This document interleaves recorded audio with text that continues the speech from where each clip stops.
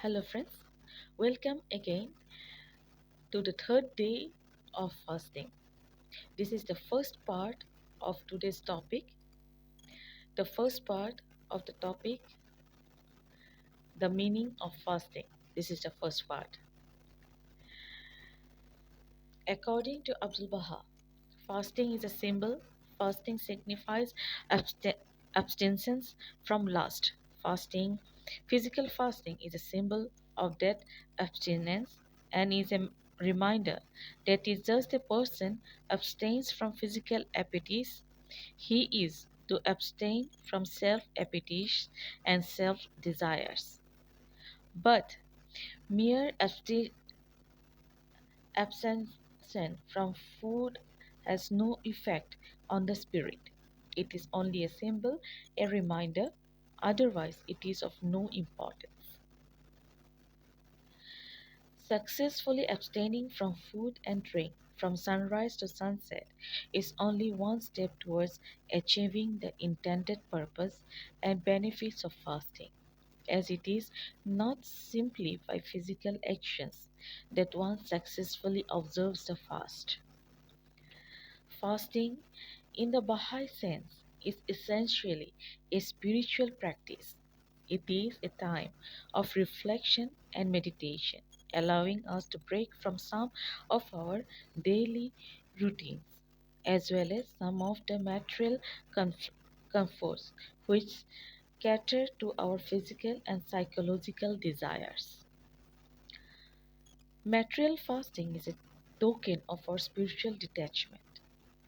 The physical fast is simply restraint from eating physical food, physical detachment.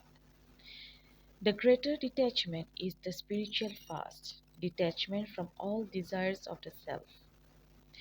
This latter is our goal and the harder to attain.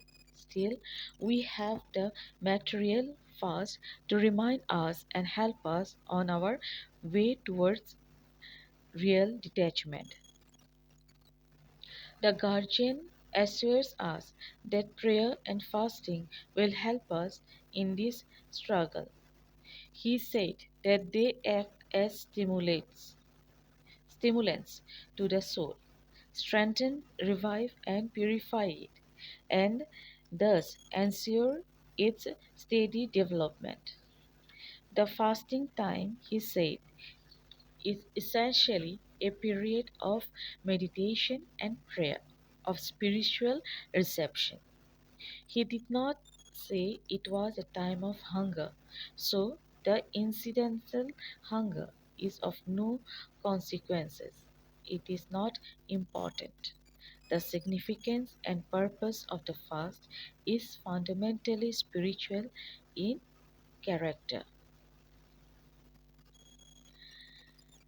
Living in a fast-paced world that encourages instant gratification and mindless obsession, we often conflict what we need with what we want.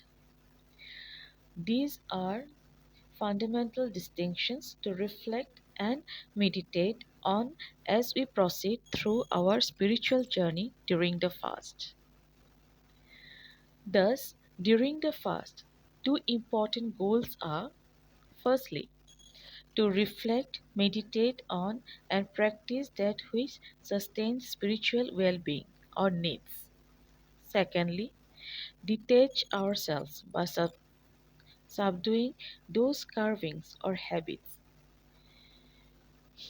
be they physical or mental, that isn't contribute that don't contribute or are harmful to our spiritual well-being or wants. Detachment causes us to be less self-centered and more meaningful of our spiritual inclinations and purpose. Achieving greater detachment is a spiritual journey that we undertake throughout our life. It allows us to achieve a state of spiritual and mental peace as well as an inner balance through a greater connection, trust, and reliance on God. The station of absolute self surrender transcended and will ever remain exalted above every other station. Make me ready in all circumstances, O my Lord, to serve Thee and to set myself towards the adored sanctuary of Thy revelation and of Thy beauty.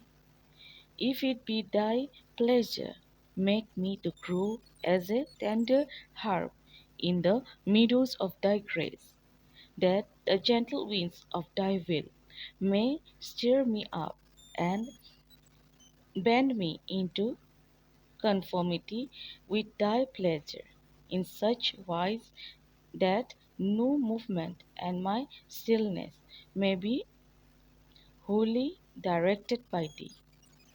I implore Thee, O my Lord, by Thy name, the splendors of which have encompassed the earth and the heavens, to enable me to surrender my will to what Thou hast decreed in Thy tablets, that I may cease to discover within me any desire except what Thou didst desire through the power of Thy sovereignty and Thy will, save what Thou didst destine for me by Thy will.